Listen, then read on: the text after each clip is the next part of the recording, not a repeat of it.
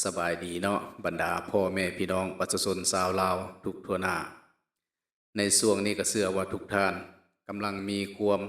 ภาคภูมิใจและก็มีความสุขเนาะในแซมของทีมเตะบานเยาวชนทีมชาติลาวหรือทีม WIG นาคาตัวแทนของประเทศลาวและเป็นตัวแทนหนึ่งเดียวของเอเชียของพวกเราที่ประกาศไปครัวแซมระดับเวทีโลกเลยล่ะ ซึ่งจบลงด้วยชัยชนะของทัพพญานาคน้อยหรือ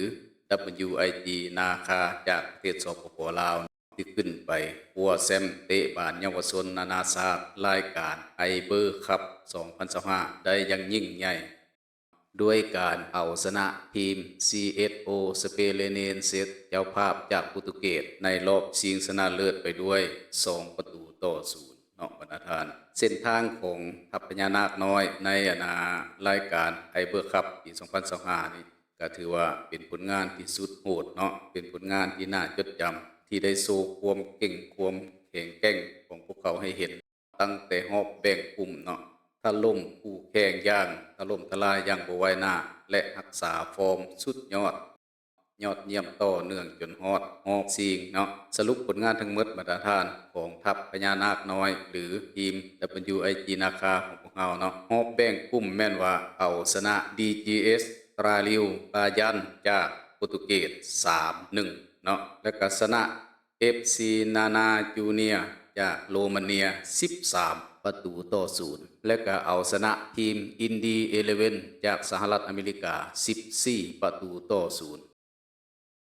จนมาถึงรอบ16ทีมสุดท้ายเนาะก็มาเอาชนะทีมยูเนียนนาโกเฮมเซ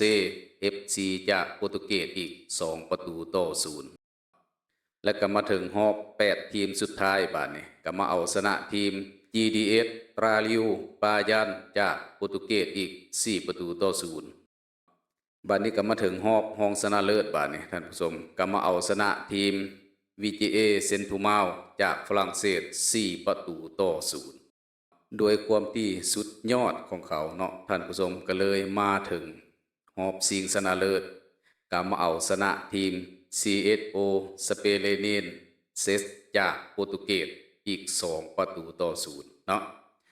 โดยฟอร์มอันเหนือชั้นและชัยชนะของพวกเขาในครั้งนี้จึงเฮ็ดให้ทีมWIG นาคาเนาะหรือทัพพญานาคน้อยของประเทศลาวหรือตัวแทนหนึ่งเดียวของเอเชียของพวกเขาได้รับแชมป์ไอเบอร์คัพ2025และได้เป็นแชมป์เยาวชนโลกในรายการนี้ด้วยความสวยสดงดงามบรรดาท่านผู้ข้าก็เลยขออนุญาตเอามาเล่าตื่มหลายคนที่เป็นคนลาวก็สิฮู้แล้วล่ะสิภาคภูมิใจไปก่อนหน้านี้แล้วล่ะแต่เอามาเล่าเพื่อบางทีผู้ใดยังบ่ทันได้เห็นเนาะบางคนก็ค่าเฮ็ดไร่เฮ็ดนายังบ่ทันได้ฮู้ข่าวบางคนกับค่านั้นค่านี้ภารกิจไผภารกิจมันเนาะผู้ข้าจึงขออนุญาตเอามาเล่ามาแชร์สู่เดี๋ยวฟังอันนี้คือความภาคภูมิใจที่สุดของประเทศลาวของเฮาเนาะเป็นประวัติศาสตร์ประเทศลาวแล้วก็เป็นประวัติศาสตร์โลกเลยแหละเนาะตอนนี้ก็เป็นแชมป์เยาวชนเนาะบรรดาท่านแชมป์เยาวชนกับแชมป์เยาวชนโลกว่าง่ายๆก็คือเยาวชนทั่วโลกถือว่าตัวนี้เฮาได้เป็นแชมป์เฮาเอาชนะได้หมดแล้วต่อหน้าไปก็อาจจะเป็นแชมป์โอลิมปิกอาจจะเป็นแชมป์โลกสมมุติว่าเนาะคันถ้าเฮารักษามาตรฐานรักษาฟอร์มเก่งรักษาความเป็นนักกีฬามืออาชีพพัฒนาก้าวไปอย่างบ่หยุดยั้งนี่ก็บ่แน่แล้วเนาะอันใดก็ดีสมมุติว่าเนาะก็หน้าที่ทั้งหมดนี่ก็คือสิเป็นของน้องๆลูกหลานนักเรียนแต่ละคนนั่นแหละรวมทั้งพ่อแม่ผู้ปกครองก็มีส่วนเนาะก็ภาคส่วนที่เกี่ยวข้องเนาะก็คือวงการกีฬาสมมุติว่าอันนี้แล้วก็ครูผู้ฝึกสอนเนาะหน้าที่ทั้งหมดก็ถือว่านักหนาสาหัสต่อไปอยู่เนาะแต่เฮาผู้บ่มีส่วนเกี่ยวข้องก็ได้แต่ส่งกำลังใจ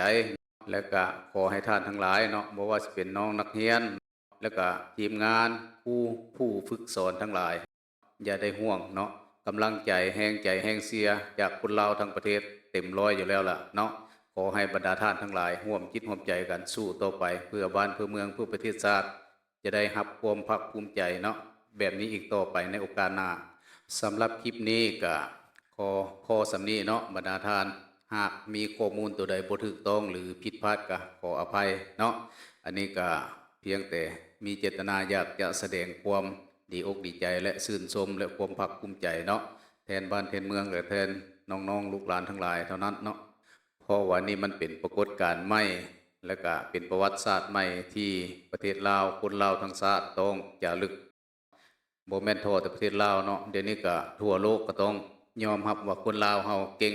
ถึงเฮาสิเป็นประเทศน้อยๆที่ยังด้อยพัฒนาอยู่ก็ตามเนาะแต่ชัยชนะในครั้งนี้ก็ได้พิสูจน์ให้เห็นถึงหลายสิ่งหลายอย่าง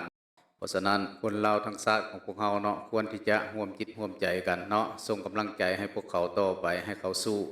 เพื่อชื่อเสียงเพื่อญาติเอาชัยชนะอันยิ่งใหญ่แบบนี้มาสู่บ้านสู่เมืองของพวกเฮาอีกเนาะเอาขอขอบใจ